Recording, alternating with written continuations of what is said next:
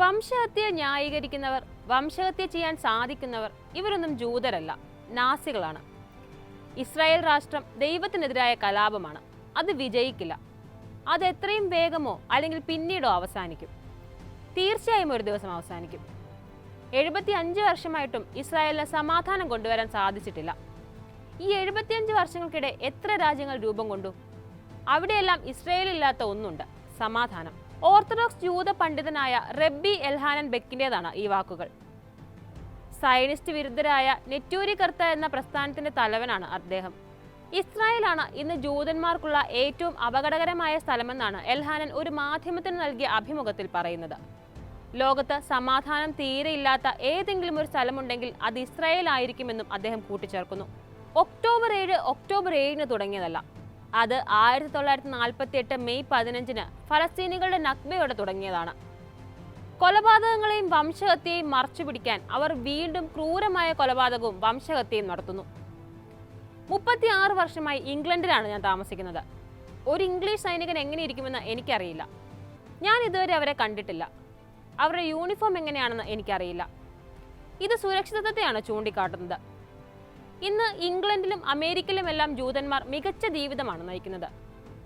ജൂതവിശ്വാസങ്ങൾക്കെതിരാണ് Zionism.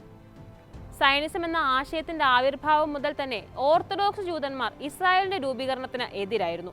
ബെക്ക് വ്യക്തമാക്കുന്നു. ദൈവത്തെ അവിശ്വസിച്ചാണ് Zionism കെട്ടിപ്പടുത്തിയിട്ടുള്ളത്.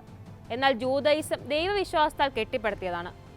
കഴിഞ്ഞ 75 വർഷത്തിനിടെ പല രാജ്യങ്ങളും പുതുതായി വന്നു. അവരെല്ലാം ഇന്ന് സമാധാനത്തിലാണ് കഴിയുന്നത്.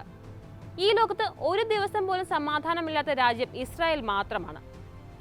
സയനിസ്റ്റുകൾ എപ്പോഴും പറയുന്നത് മുസ്ലിങ്ങൾ ജൂതന്മാരെ കൊല്ലാൻ ശ്രമിക്കുകയാണെന്നാണ്. എല്ലാ ജൂതന്മാരെയും കടലിൽ എറിയാനാണ് മുസ്ലിങ്ങൾ ആഗ്രഹിക്കുന്നതെന്നും അവർ പറയുന്നു. എന്നാൽ ഇത് തീർത്തും തെറ്റാണ്. മുസ്ലിം രാജ്യങ്ങളിൽ മികച്ച ജീവിതമാണുള്ളതെന്ന് അല്പം ചരിത്രമറിയുന്ന എല്ലാവർക്കും അറിയാം. ലോകത്ത് പലയിടത്തും നമ്മൾ പീഡിപ്പിക്കപ്പെട്ടു. മുസ്ലിങ്ങൾ നമുക്ക് രക്ഷകരായി. അവർ താമസിക്കാൻ നമുക്ക് ഇടം നൽകി. 75 വർഷമായി അവർ ഫലസ്തീനികളെ കൊല്ലാൻ തുടങ്ങിയിട്ട്. എന്നാൽ ഇപ്പോഴും മുസ്ലിം രാജ്യങ്ങളിൽ ജൂതന്മാർ സമാധാനത്തോടെ ജീവിക്കുന്നു. മൊറോക്കോയിലും ട്യൂണീഷ്യയിലും അൾജീരിയയിലും ഇറാനിലും തുർക്കിയിലും യമനിലുമെല്ലാം ജൂതന്മാരുണ്ട്. വളരെ സന്തോഷത്തോടെയും സമാധാനത്തോടെയുമാണ് അവരവിടെ ജീവിക്കുന്നത്, ബെക്ക് ചൂണ്ടിക്കാട്ടി.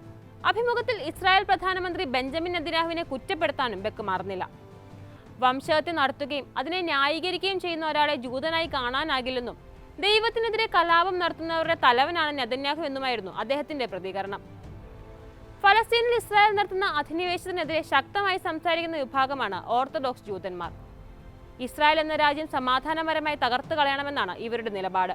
സയനിസ്റ്റ് വിരുദ്ധരായ നെറ്റൂരി കർത്ത പ്രസ്ഥാനത്തിലെ അംഗങ്ങൾ ലണ്ടനിൽ നടന്ന ഫലസ്തീൻ അനുകൂല പ്രകടനങ്ങളിൽ മുൻനിരയിൽ തന്നെ ഉണ്ടായിരുന്നു. ഇതിന്റെ നേതാവാണ് എൽഹാനൻ ബെക്ക്. 1938 ജെറുസലേമിലാണ് ഈ സംഘടന രൂപീകരിക്കുന്നത്.